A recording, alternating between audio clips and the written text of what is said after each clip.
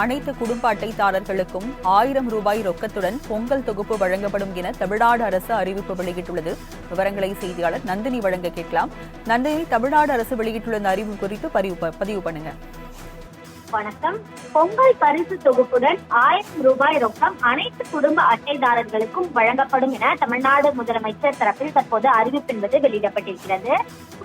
தமிழகத்தில் பொங்கல் பரிசு தொகுப்பு பொறுத்தவரையில் பார்த்தோம் என்றால் 1 கிலோ பச்சரிசி, 1 கிலோ சர்க்கரை, முழு கரும்புடன் கூடிய 1000 ரூபாய் ரொக்கமாக வழங்கப்படும் என ஏற்கனவே தமிழ்நாடு அரசின் தரப்பில் அறிவிப்பு என்பது வெளியிடப்பட்டிருந்தது. அதாவது வருமான மாநில அரசு ஊழியர்களுக்கு 1000 ரூபாய் ரொக்கம் கிடைக்காது என ஏற்கனவே தமிழ்நாடு அரசின் தரப்பில் தெரிவிக்கப்பட்டது.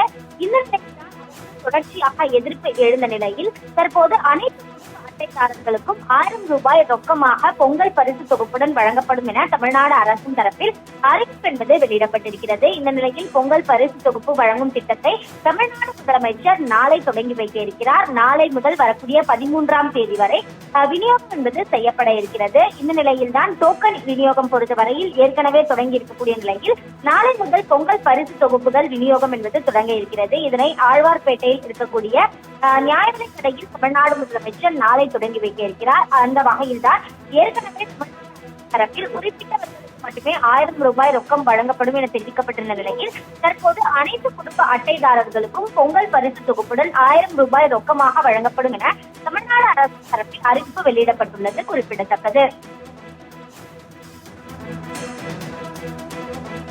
விவரங்களுக்கு நன்றி நந்தினி.